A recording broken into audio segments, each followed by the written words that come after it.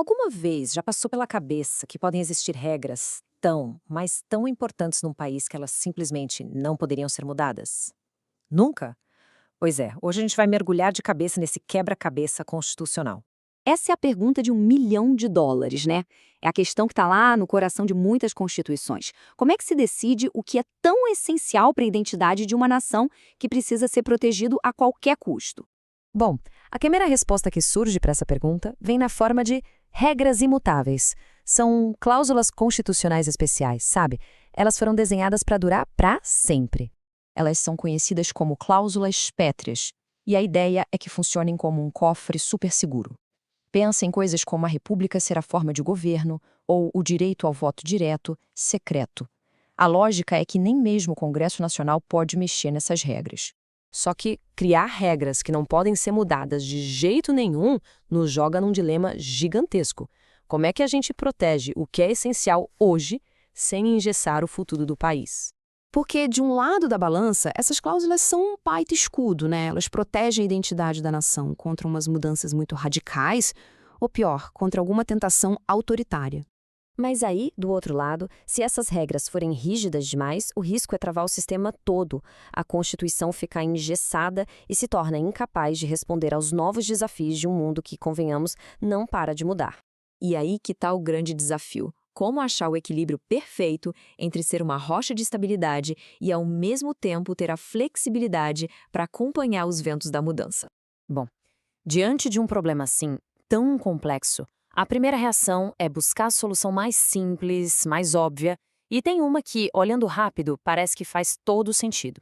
A solução, que por muito tempo foi a padrão no mundo do direito, é bem direta. Para evitar que a Constituição fique engessada, é só interpretar essas regras imutáveis do jeito mais restrito, mais literal possível. Simples, né? Mas e se essa solução, que parece tão lógica, na verdade for uma armadilha perigosa?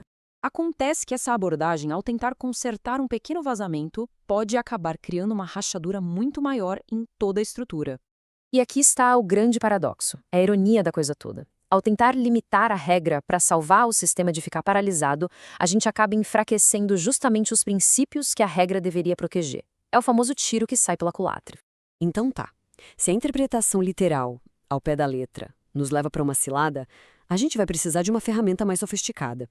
É hora de olhar para além do que está escrito. E a chave para resolver esse quebra-cabeça, como o próprio Supremo Tribunal Federal já indicou, não é limitar o texto, mas sim aprofundar o seu significado. E isso se faz através do que chamam de esforço hermenêutico. Calma, o nome assusta, mas a ideia é simples. Não é só ler as palavras no papel. É mais como olhar a planta de uma casa. A gente não vê só as linhas, a gente entende o propósito de cada quarto, da cozinha, da sala.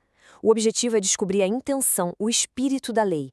Esse processo é quase uma investigação em 3 passos. Primeiro, a gente olha além das palavras.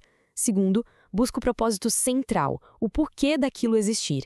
E, por fim, protege não apenas o princípio em si, mas tudo que está conectado a ele, para garantir que ele tenha força total. A sacada aqui é genial, pensa só. A lista de quais princípios são protegidos é fechada, não dá para adicionar mais. Mas a exploração do que cada um deles realmente significa, essa é infinita. É como se a porta do quarto estivesse trancada, mas o quarto por dentro fosse imenso. Certo. Mas por que toda essa conversa sobre interpretação é tão importante assim? É porque ela nos leva ao verdadeiro segredo de uma Constituição que consegue durar no tempo. No fim das contas, o que fica é que essa interpretação mais profunda e cuidadosa é o que permite que uma Constituição finque raízes bem firmes no passado e, ao mesmo tempo, consiga crescer, se adaptar e olhar para o futuro. Isso nos mostra uma coisa muito legal. Uma Constituição não é um monumento de pedra, estático e frio.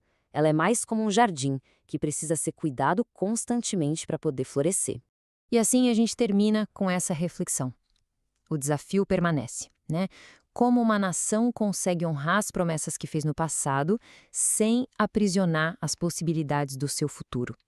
Essa é a dança delicada que acontece no coração de toda democracia que quer, de fato, perdurar.